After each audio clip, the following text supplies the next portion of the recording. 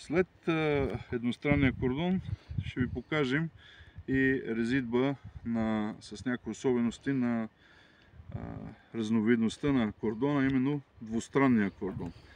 Разликата, както по името звучи, е това, че имаме втори кордон и в другата посока. Сега, тук какви са особеностите? Поглеждаме пак, започваме отдолу. Нямаме нищо, ето обаче тук пропусната и то доста сериозна пръчка, не е изфилизена още в самото начало, премахва се. Грешката, която ви показахме на предната лоза. Ето ви един чеп, който е оставен под нивото на телта, което по никакъв начин не е добре за самото формиране на лозата.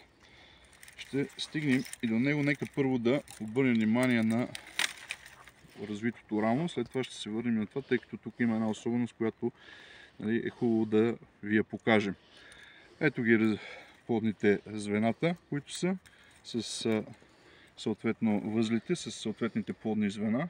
Ето имаме тук развити, в този чеп се е развило и ъгловото око. Това се премахва. Премахваме горното, което расте, и това нещо се реже на чеп с две очи. Ето ни още един развито от долната страна, което няма място. Изчиства се също. Преминаваме към следващото звено. Тук малко странно развили са се, по мое виждане, двете заместващи пъпки, главната няма. И те са се развили на горното око. Ето го долното, за съжаление, обаче вижте къде отива. И в дадената ситуация, ето го идеалният продължител, който държи центъра на конструкцията. Премахваме това нещо, премахваме външно растящия и режем този на две пътки. Ето отдолу имаме още един, сега се премахваме го и него. Тук на съседния възел има също, който няма място, през възел трябва да бъдат. Сега тук имаме едно, което ни пречи, ще трябва малко да го правим.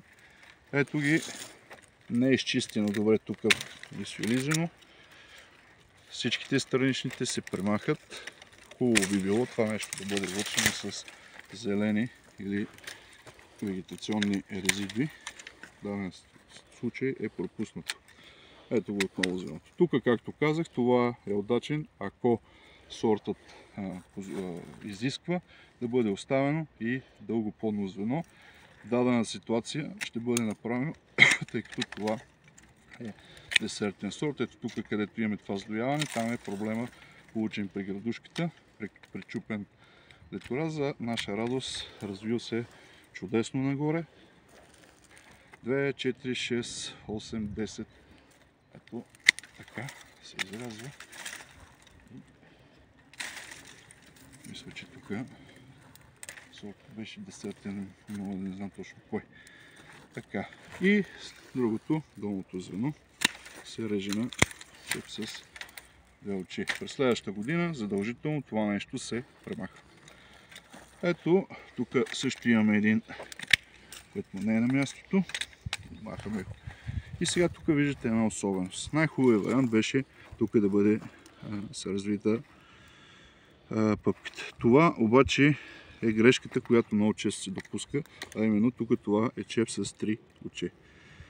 Виждате го, ето го трето, второ и тук, ето тук е имало първо око, което естествено не се развива точно заради полярността при лозата, винаги се развиват върхните очи. В дадената ситуация, тук имаме едно странично, в дадена ситуация какво следва от това? Ами следва да, ако оставим долния, както трябва да бъде, отново отиваме на страни, което вече ще затрудни после механизираните работи, ще затрудни изобщо и растително-защитните, и за наше съжаление в дадена ситуация се процедира против някои правила, но се остава този чеп, който леко изнася се, но за сметка на това е вътре в нивото на теловете.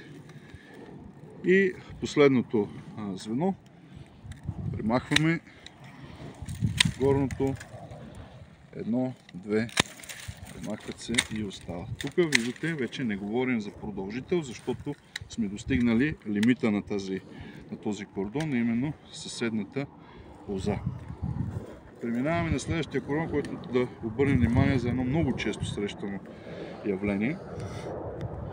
Склонността на лозата, когато е формиран тук по обикновения начин този кордон. Именно първо е формиран този, след това този. Виждате, затова има и разлика в развитието. И много често при привързването някои от пъпките в дължина не се развиват. Ето виждате ги тук, тези пъпки не са се развили и няма как да направим формирането и гарнирането на кордона, този нов кордон с литорасти. За тази цел първото нещо, което ще направим, е да премахнем това звено, което е доста дебело извън това в дадената ситуация. И това също. Така. След което започваме. Ето е първата, ето е втората стъпка. Така. Сега, този кордон няма как да съществува по този вариант. Затова гледаме, тук има един много назад отдолу, който. И ето го, виждате тези от долната страна. Тук има един много добре развит, който ще направим ето така. Имам само да го повредим. Ще отрежем това нещо. Можеше да остава и това, но няма смисъл. Тук имаме чудесно, след което това ще бъде изрязано и превързано като ролята на продължител. В даден случай почти нов кордон, но това играе ролята. Ето го естествения продължител. Вижте колко лесно се прегъна. Ако е от горната страна, вероятността да се счупи е много голяма. Така че това е характерно. По същия начин пренасяме и резидбата на нормалното кордон. Е това чепова. При някой сорта може да бъде оставена и дългоплодно звено и да се извърши не къса, а смесена резидба. Така. Пропуснах само да кажа, задължително плодната пръчка също трябва да бъде превързана ето по този начин, да бъде извита, за да може да първо да не се като се развият литорастите да не тежат и да падне в междурядието, да бъде счупена, и второто, което е за това да се преодолее полярността при лозата. Утре предстои ни тук мероприятие, ние продължаваме да имаме учебни занятия на лози, така че ще бъдат извързани. Това е. Благодаря ви за вниманието.